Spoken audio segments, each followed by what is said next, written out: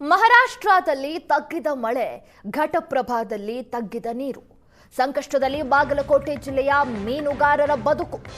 ಮಹಾರಾಷ್ಟ್ರದಲ್ಲಿ ಮಳೆ ತಗ್ಗಿದೆ, ಘಟಪ್ರಭಾದಲ್ಲಿ ನೀರು ಕೂಡ ತಗ್ಗಿದೆ. ಈಗ ಬಾಗಲಕೋಟೆ ಜಿಲ್ಲೆಯ ಮೀನುಗಾರರ ಬದುಕು ಸಂಕಷ್ಟಕ್ಕೆ ಸಿಲುಕಿದೆ.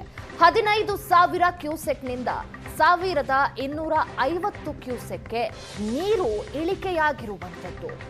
ನೀರು ಭರ್ತಿ ಇದ್ದಾಗ ದಿನಕ್ಕೆ 4 ಕ್ವಿಂಟಾಲ್ ಮೀನು ಸಂಗ್ರಹವಾಗ್ತಾ ಇತ್ತು ಮೀನುಗಾರರಿಗೆ. ಈಗ ಕೇವಲ 20 ರಿಂದ 30 ಕೆಜಿ ಮೀನಿಗೆ ಮಾತ್ರ ಸೀಮಿತವಾಗಿದೆ. ಕಡಿಮೆ ನೀರಿನಿಂದಾಗಿ ಬಲೆಗೆ ಮೀನುಗಳು ಬೀಳ್ತಾ ಇಲ್ಲ. ಒಂದ್ ಕಡೆ ರೈತರ ಬದುಕು ಸಂಕಷ್ಟಕ್ಕೀಡಾದ್ರೆ, ಇನ್ನೊಂದು ಕಡೆ ಮೀನುಗಾರಿಕೆಯನ್ನ ನಂಬಿಕೊಂಡಿರುವಂತಹ ಮೀನುಗಾರರು ಕೂಡ ಸಂಕಷ್ಟಕ್ಕೀಡಾಗಿದ್ದಾರೆ ಮಳೆಯ ಕೊರತೆಯಿಂದ. ಮುಂಗಾರು ಮಳೆ ಕೈ ಕೊಟ್ಟರೂ ಸಹ ಏನು ಮಹಾರಾಷ್ಟ್ರದಲ್ಲಿ ಮಳೆ ಆಗುತ್ತಿರುವ ಕಾರಣದಿಂದ ಇವತ್ತಿನ ದಿವಸ ಏನಂತಾರೆ ಘಟಪ್ರಭಾ ನದಿಗೆ ನೀರು ಹರಿದು ಬಂದಿತ್ತು. ಆದರೆ ಎಲ್ಲೋ ಒಂದು ಕಡೆ ಈ ಒಂದು ನೀರಿನ ಹರಿವು ಬಾಗಲಕೋಟೆ ಜಿಲ್ಲೆಯಲ್ಲಿರ್ತಕ್ಕಂಥ ಮೀನುಗಾರರಿಗೆ ಎಲ್ಲೋ ಒಂದು ಕಡೆ ವರದಾನವಾಗಿತ್ತು.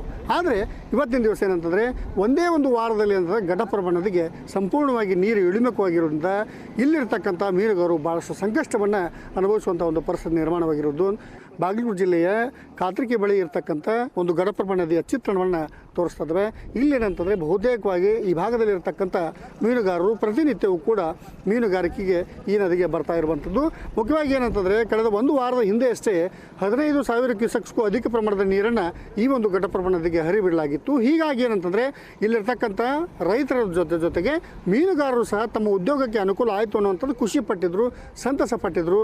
ಆದರೆ ಯಾವುದೇ ಕಾರಣಕ್ಕೂ ಕೂಡ ಅದು ಬಹಳ ದಿವಸ ಉಳಿಯಲಿಲ್ಲ. ಯಾಕಂತಂದರೆ ಈಗ ಕ್ಷಣಕ್ಕೂ ನೀರಿನ ಮಟ್ಟ ಇಳಿಯೋದ್ರ ಜೊತೆಗೆ ಏನಂದರೆ 15,000 ಕ್ಯೂಸೆಕ್ಸಿಗಿದ್ದಂಥ ನೀರು ಇವತ್ತು 1,250 ಕ್ಯೂಸೆಕ್ಸಿಗೆ ಮಾತ್ರ ಬಂದಿರುವಂಥ ಹಿನ್ನೆಲೆಯಲ್ಲಿ ನೀರು ಇಳಿಮುಖವಾಗ್ತಾ ಇರುವಂಥದ್ದು. ಹೀಗಾಗಿ ಎಲ್ಲ ಒಂದು ಕಡೆ ಆ ಒಂದು ಮೀನುಗಾರರಲ್ಲಿ ಭಾಳಷ್ಟು ಆತಂಕ ಮನೆ ಮಾಡಿರುವಂಥ ಒಂದು ದೃಶ್ಯ ನಾವಿಲ್ಲಿ ಕಾಣ್ತೇವೆ. ಯಾಕಂದರೆ ಸಾವಿರಾರು ಕುಟುಂಬಗಳು ಕೂಡ ಇವತ್ತಿನ ದಿವಸ ಏನಂತಂದರೆ ಬಾಗಲಕೋಟೆ ಜಿಲ್ಲೆಯಲ್ಲಿ ಹರಿದಿರ್ತಕ್ಕಂಥ ಕೃಷ್ಣ, ಘಟಪ್ರಭಾ, ಮಲಪ್ರಭಾ ನದಿಗಳ ಕಾರಣದಿಂದ ಏನಂತಂದರೆ ಅವರು ಮೀನುಗಾರಿಕೆಯನ್ನು ಮಾಡ್ತಾಯಿದ್ರು. ಎಲ್ಲ ಒಂದು ಕಡೆ ಈಗ ಬಾರಿ ಏನಂತಂದರೆ ಒಂದೇ ವಾರದಲ್ಲಿ ಈ ಒಂದು ಘಟಪ್ರಭಾ ನದಿಗೆ ಹರಿದಿರ್ತಕ್ಕಂಥ ನೀರಿನ ಒಂದು ಹರಿವು ಏನಂತಾರೆ ಸಂಪೂರ್ಣ ಇಳಿಮುಖವಾಗಿದ್ದರಿಂದ ಎಲ್ಲ ಒಂದು ಕಡೆ ಭಾಳಷ್ಟು ಆತಂಕ ನಿರ್ಮಾಣವಾಗಿರುವಂಥದ್ದನ್ನು ಕೂಡ ನಾವಿಲ್ಲಿ ಕಾಣ್ತಾ ಇದ್ದೇವೆ. ಇವತ್ತಿನ ದಿವಸ ನೀರು ಇಳಿಮುಖವಾಗ್ತದೆ. ಏನೆಲ್ಲ ಸಮಸ್ಯೆ ಆಗ್ತದೆ ಸರ್?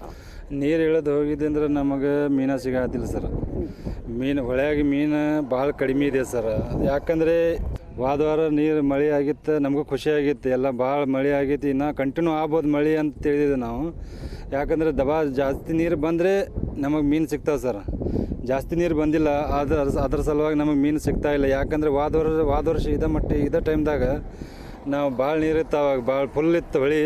ಆ ಟೈಮ್ದಾಗ ನಾವು ಒಂದು ದಿವಸಕ್ಕೆ ಕ್ವಿಂಟಲ್ 2 ಕ್ವಿಂಟಲ್ 3 ಕ್ವಿಂಟಲ್ ಮೀನು ಸಿಕ್ಕಿದ ಸರ್ ನಮಗೆ. ಈಗ ನಮಗೆ 20 ಕೆಜಿ 30 ಕೆಜಿ ಹಿಂಗೆ ಮೀನು ಸಿಗತ್ತ ಸರ್.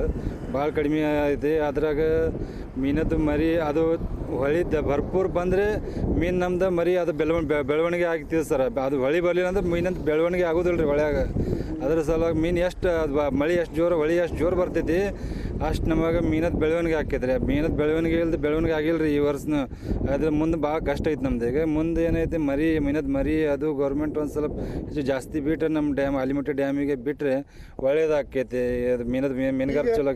ಒಂದು ವಾರದಿಂದ ಭಾಳಷ್ಟು ನೀರು ಇರ್ತಾರೆ, ಎಲ್ಲ ಒಂದು ಕಡೆ ತಮ್ಗೆ ಅನುಕೂಲ ಆಕೈತೆ ಅನ್ನೋಂಥ ಭಾವನೆ ಐತಿ. ಈಗ ಪೂರ ನೀರು ಇಳಿಮುಖ ಆಗತ್ತೆ. ಈಗ ಪೂರ ಡೌನ್ ಆಗಿದೆ ರೀ ನೀರು. ಏನು ನೋಡಿ ಭಾಳ ಕಡಿಮೆ ಆಗಿದೆ ನೀರು. ಅವಾಗ ಫುಲ್ ಇತ್ತು, ಈಗ ಭಾಳ ಕಡಿಮೆ ಎಲ್ಲ ಕುಸಿದು ಬಿಟ್ಟಿದೆ ನೀರು, ಎಲ್ಲ ಹೋಗಿಬಿಟ್ಟೈತೆ.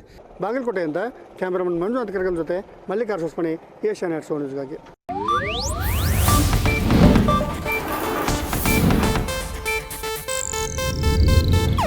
ಇದು ಏಷ್ಯಾನೆಟ್ ನ್ಯೂಸ್ ನೆಟ್ವರ್ಕ್ ಪ್ರಸ್ತುತಿ.